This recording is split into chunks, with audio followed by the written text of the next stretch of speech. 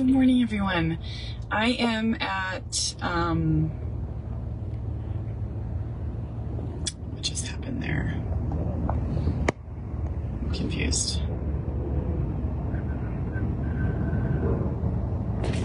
Good morning.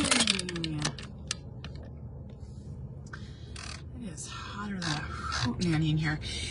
It is 18 degrees out this morning. Good morning. Good morning. We have not seen the sun in Minnesota, I swear, in like 8 days. We have cameras and lights that go off of solar power, and they're all dead because there's no sun. It's snowing. Cooper got my attention and said, oh, see some snow out here. Can you see it? Dang it, can't see it. It's snowing.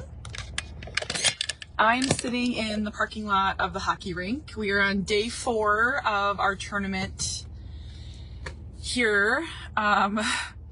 We have lost 1 game, tied 2, and now we'll see how we do today. We'll see.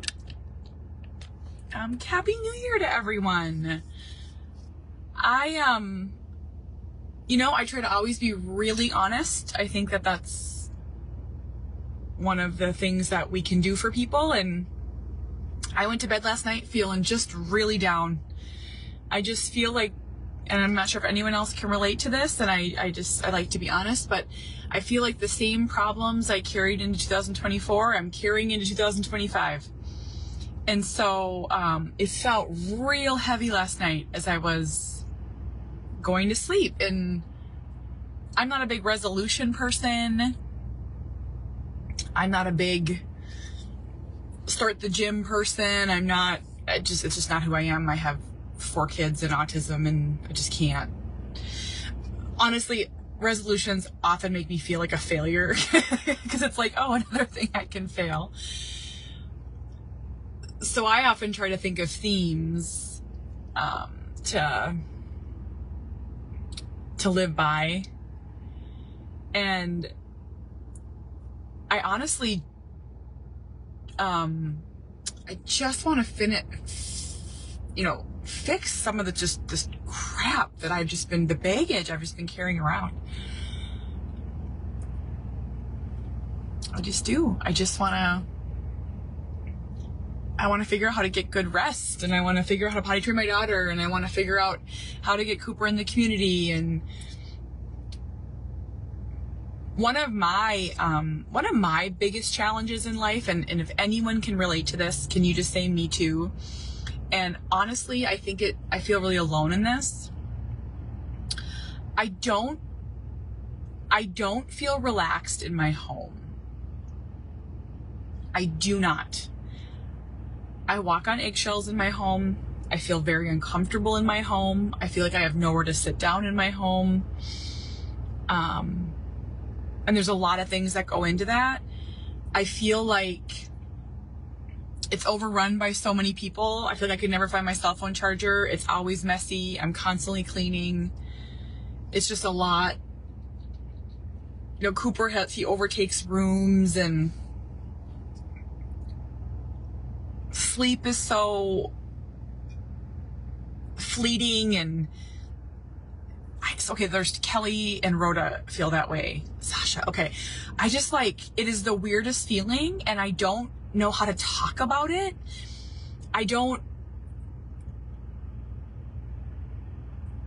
So an example is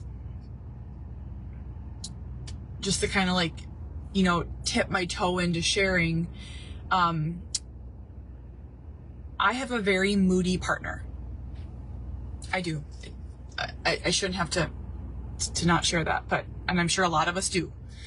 And my partner has a very strong personality that really dictates the mood in our home.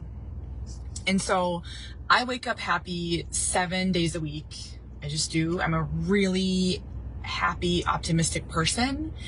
And where I'm struggling in adulthood is accepting that other people's moods can affect my mood. And so I wrote about this on my Substack this morning. There's this new book by Mel Robbins called Let Them.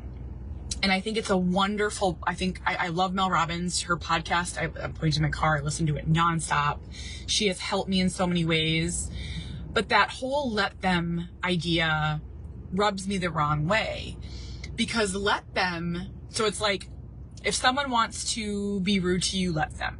If someone in your life excludes you from an event, let them. So it's like this this great mindset, let them.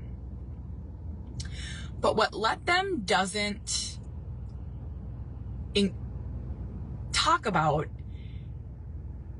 is when it's in your home. And so, I have a son with severe nonverbal autism, and as beautiful as I paint it, and it is magical, and I feel so blessed to have Cooper, and having a child with severe autism is really hard. I don't know how anyone could that got me in trouble years ago, saying autism is hard. Autism is hard. How could anyone challenge that? Parenting's hard. Toddlers are hard. Teenagers are hard. But, the thing with severe autism is it often feels, like you're walking on eggshells, and you're just trying to coexist in this world that doesn't make sense, that you don't know the rules. And we do a really good job at it. We do. We have a beautiful, beautiful family around this boy. But a couple nights ago, he had a tough night, and I don't talk a lot about this, but it's really a lot of screaming, and it's just guttural, and everything in our home just stops while we just go on the defense and managing severe autism. It's keeping property safe, keeping children safe, keeping ourselves safe, keeping Cooper safe. It's the reality of our life. And so how do you let them? How do you walk out of that meltdown unscathed and be like, just let them? You feel like you've went 3 rounds and walked through hell, and you're exhausted, and you're wondering, or you're failing your other children, and it's like, it takes 24 hours to recover from a meltdown. I just want to share that. And during Cooper's meltdown 2 nights ago, I broke down crying in the bathroom after, because I'm like, no one will do this after I'm dead. No one will do this. He is going to get abused. He's going to get beat. He's going to be punished. No one will do this. And I go to this place where I'm like, I have to live I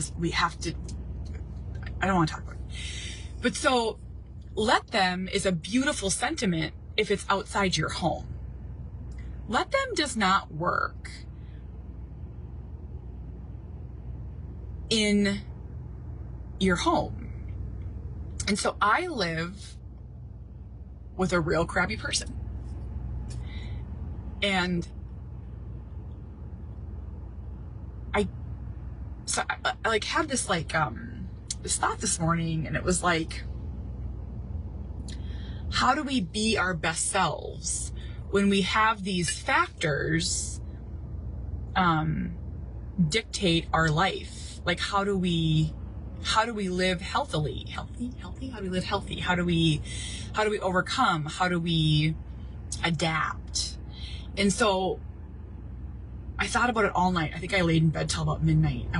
I didn't do one New Year's Eve thing last night, just FYI. I don't care I don't like New Year's Eve. And I was like, I watched my show, and then I got in bed, and I was just thinking, how do we coexist alongside these really hard things? But along with coexisting, I think we have to eventually thrive. And I think that's what I'm feeling walking into 2025. I feel like I've been stuck in mud for so long. And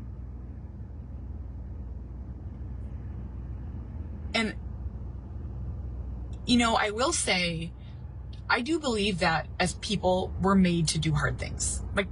As cheesy as that sentiment sounds, we're made to do hard things. We're made to run marathons and birth babies, and, we truly are. But the part that no one talks about is doing hard things for years. That's the part that I think that isn't talked about. Like, I can live alongside this hard thing, but I'm going to do everything I can. We're going to try, let's just say for the meltdown, we're going to try new tactics. We're going to try meds. We're going to try therapies. We're going to try making our home a safe space. You know, I could list probably 30 things that we're going to do to make this better.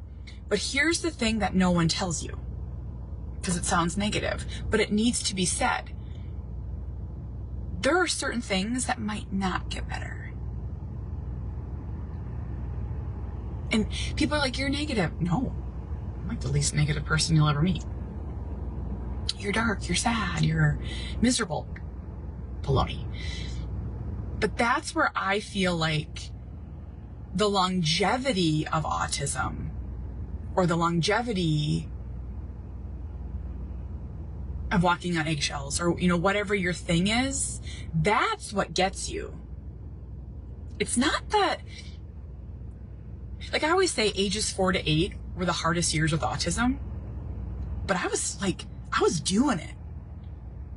Now I'm like, I can't fix this. I don't know how to make it better. We're living alongside it.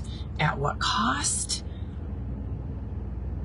So I think where I'm going into 2025, I know I was gonna talk about goals for Cooper, but I got on a tangent here, so I'll do that later. But as I go into 2025, I need to learn how to live alongside these challenging things and thrive. That's where I'm at. If anyone has any tips, please feel free to share them. I would love to know. I would love to know. But I will tell you, living with something that dictates the mood in your house that you have no control over is brutal. Tell me it's not.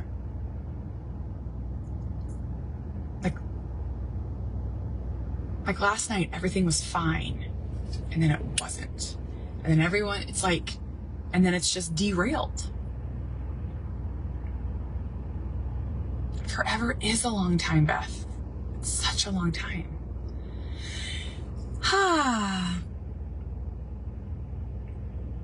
You know, the thing with boundaries, I got this amazing book by, is it Lisa Turkhouse? I might not be saying that right, but she's amazing. And it's about boundaries, and it's really good. I want to be clear. It's really good.